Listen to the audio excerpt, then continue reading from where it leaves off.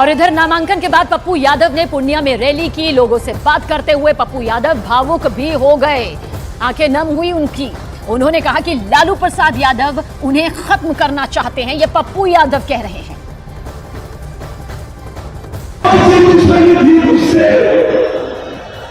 क्या किया था मैंने? आप कहीं नहीं गए।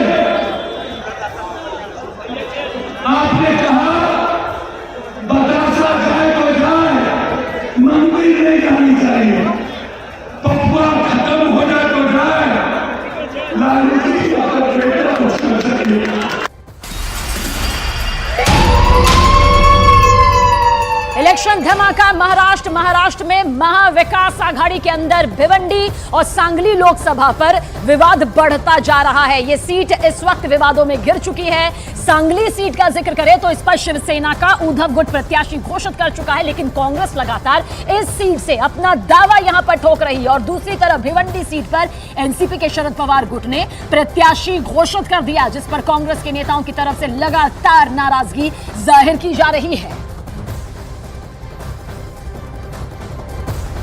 और आइए अब आपको ग्राफिक्स के जरिए यहां पर समझाते हैं कि दोनों सीटों पर आखिर ये पूरा विवाद आ रहा है तो क्यों आ रहा है। दरअसल आप समझिए, इस पूरी तस्वीर से आप समझिए कि सांगली लोकसभा सीट पर बिना सहमति के शिवसेना के उद्धव गुट ने प्रत्याशी अपना घोषित भी कर दिया है, जिससे कांग्रेस बेहद नाराज यहां से चल रही है। और साथ ही सांगली सीट पर 1957 से 2009 तक, यानी कि ये वो साल रहा जब कांग्रेस पार्टी का कब्जा रहा है। साथ ही साथ 2014 में यहां पर बीजेपी का कब्जा हो गया, यानी कि सीट सीधे सीधे बीजेपी के खाते में आ गई। अब दूसरी लोकसभा सीट को आप समझिए, जो कि भिवंडी है। भिवंडी को आप यहां पर समझेंगे कुछ इस तरह से, क्योंकि भिवंडी में एनसीपी के शरद गुट ने अपना प्रत्याशी घोषित कर दिया है। उम्मीदवार के नाम का जो ऐलान है भिवंडी में यहां पर घोषित कर दिया है। अभी फिलहाल सांगली लोकसभा सीट है, लेकिन हम भिवंडी की भी जानकारी आपको साथ में दे रहे हैं कि कांग्रेस शरद गुट के इस फैसले से खफा है, नाराज है। साल 2009 का अगर जिक्र करते हैं तो इस सीट पर कांग्रेस ने जीत हासिल की थी।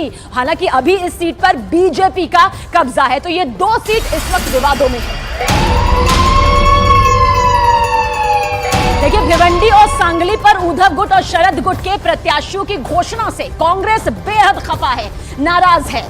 महाराष्ट्र कांग्रेस के अध्यक्ष नाना पटोले का कहना है कि महाविकास आघाड़ी के नेताओं ने गठबंधन धर्म को निभाया ही नहीं, और अब इन दोनों सीटों पर फ्रेंडली फाइट का प्रस्ताव हाईकमान को भेजा गया है।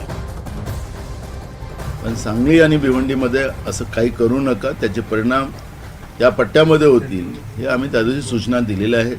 पण आज भिवंडीमध्ये शरद पवार साहेबांनी उमेदवार जाहीर केला, सांगलीमध्ये त्यांनी उमेदवार जाहीर केला, हे आघाडीचा धर्म नाही एवढंच आम्ही म्हणू।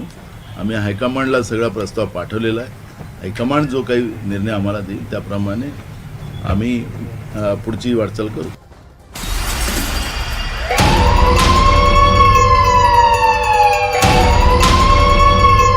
इलेक्शन धमाका, कांग्रेस की नाराजगी पर शिवसेना के उद्धव गुट ने पलटवार किया है। संजय राउत का कहना है कि अमरावती और कोल्हापुर सीट उद्धव गुट की थी, यानी कि ये दोनों सीटें उद्धव गुट की थी, ये कहना है। लेकिन उन्होंने अपने कार्यकर्ताओं को समझाया और अब कांग्रेस की जिम्मेदारी है कि वो सांगली में अपने कार्यकर्ताओं को समझाए। शिवसेना का नजरिया स्पष्ट है, सभी सीटें हमको जीतनी है, चाहे कांग्रेस के पास हो चाहे एनसीपी के पास हो। सांगली शिवसेना के पास है। कुछ लोग नाराज हो सकते हैं, जैसे कि अब रामटेक है, शिवसेना का परंपरागत गढ़ रहा, वो कांग्रेस के पास चली गई सीट, तो हमारे कार्यकर्ता वहां नाराज हो गए। हमने उनको समझाया कि आघाड़ी की राजनीति में ये होता है। अमरावती, कोल्हापुर ये हमारी सीटें थी, फिर भी हमने कार्यकर्ताओं को समझाया है। अगर सांगली में कांग्रेस के कुछ लोग नाराज है तो उनको मनाने की जिम्मेदारी कांग्रेस के शीर्ष नेतृत्व की है। और मैं जब जाऊंगा तो सबसे बात करूंगा, सबसे मिलूंगा, सबके साथ बैठक करूंगा और सांगली की सीट भी हम महाविकास आघाड़ी की तरफ से जीतने की पूरी कोशिश करेंगे।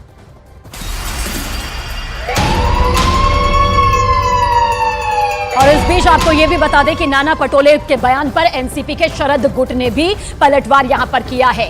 महेश तपासे ने कहा कि शरद पवार महाविकास आघाड़ी के सबसे बड़े दिग्गज नेता हैं और अगर उन्होंने कोई निर्णय लिया है, फैसला लिया है, तो दिल्ली में कांग्रेस हाईकमान से बात करके ही लिया होगा। महेश तपासे ने यह भी कहा कि नाना पटोले अगर फ्रेंडली फाइट की बात कर रहे हैं तो यह सोचने वाली बात है कि वो किसे जिताना चाहते हैं। नाना पटोले जो कि महाराष्ट्र के प्रदेश अध्यक्ष हैं, चीफ हैं वो महाराष्ट्र में, वो ऐसी बातें कह रहे हैं तो जाहिर तौर पर कुछ तो बात होगी, कुछ तो चर्चा हुई होगी जिसके चलते वो इस तरह का सवाल उठा रहे हैं। अब ये चर्चा तो उन्होंने अपने पार्टी के श्रेष्ठी से करनी चाहिए। जहां तक मुझे याद है या जहां तक मेरा राजनीतिक अनुभव रहा है, पवार साहब की कभी भी इस प्रकार की गठबंधन के बाहर जाके कोई भूमिका नहीं रखते। महाविकास आघाड़ी का गठबंधन पवार साहब ने बनाया। शिवसेना राजी नहीं थी कांग्रेस को साथ में लेने के लिए। उस कांग्रेस पार्टी के संदर्भ में बाला साहब ठाकरे के समय से एक विवाद चल रहा था और उसके अंदर शिवसेना को राजी करके, कांग्रेस को राजी करके, मुख्यमंत्री पद शिवसेना को देके उसके अंदर कांग्रेस को भी समावेश करके इस प्रकार का एक अलायंस ये पवार साहब ने किया। अब पवार साहब ने अगर कोई भूमिका ली है तो स्वाभाविक रूप से दिल्ली में बात करके ली होगी। शायद मुझे लगता है कि उसकी जानकारी शायद पटोले साहब को ना हो। एक अहम सवाल ये भी है कि उन्होंने कहा कि हमने अपने हाईकमान को प्रस्ताव भेजा है और जरूरत पड़ेगी तो हम फ्रेंडली फाइट जिन सीटों पर विवाद है वो करने के लिए तैयार हैं। तो क्या आप फ्रेंडली फाइट के लिए भिवंडी में आप तैयार हैं? मतलब किसको जिताना है? पटोले साहब को किसको जिताना है पहले वो तय कर ले, उसके बाद मैं इसका जवाब दूंगा।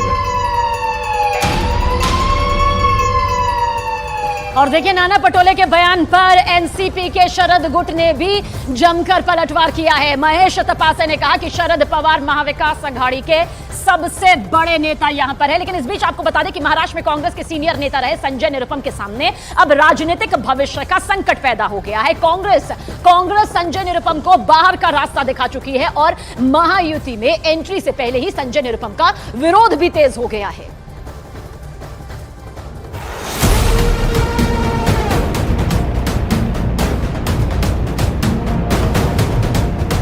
जय श्री राम। संजय निरुपम पर सबसे बड़ा सस्पेंस। ना घर के ना घाट के वाले हुए हालात। इस्तीफे के बाद अब क्या करेंगे निरुपम? महायुति में एंट्री से पहले ही हो गया विरोध। कांग्रेस से निष्कासन और इस्तीफे के बाद संजय निरुपम मोदी के मुरीद हो गए हैं। आजादी के साथ जय श्री राम का नारा लगाने की बातें कर रहे हैं, लेकिन अब उन्हें इन सब का फायदा मिलता दिखाई नहीं दे रहा। दरअसल संजय निरुपम को उम्मीद थी कि कांग्रेस से इस्तीफे के बाद उन्हें शिंदे कैंप में जगह मिल जाएगी, लेकिन अब संजय निरुपम की उम्मीद पर पानी फिरता नजर आ रहा है, क्योंकि शिंदे कैंप के साथ पूरी महायुति में संजय निरुपम का विरोध हो रहा है। बीजेपी संजय निरुपम को कचरा बता रही है और शिंदे गुट के नेताओं ने खुलकर संजय निरुपम की मुखालफत करने का ऐलान कर दिया है। ऐसे में सबसे बड़ा सवाल है कि आखिर अब संजय निरुपम का क्या होगा?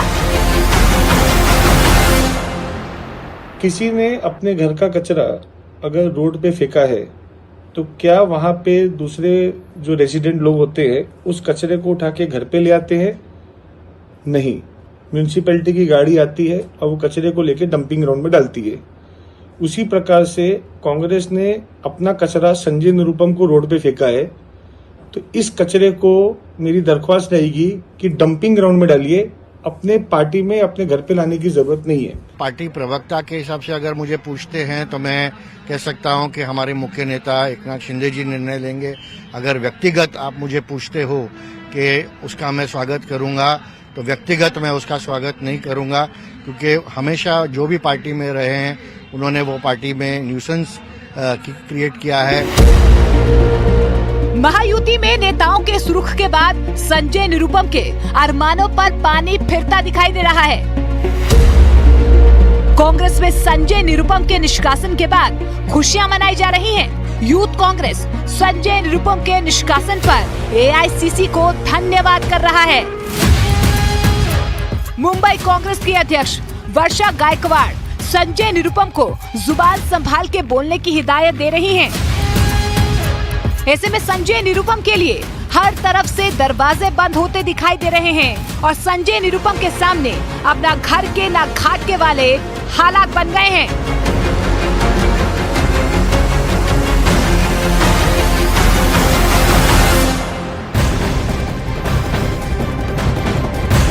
और इस वक्त की बहुत बड़ी खबर आप तक पहुंचा दे। कांग्रेस के वरिष्ठ नेता और कर्नाटक के गृह मंत्री जी परमेश्वरम ने पुलवामा हमले पर विवादास्पद बयान दिया है। कहा है कि पुलवामा हमला केंद्र के निर्देशों पर हुआ।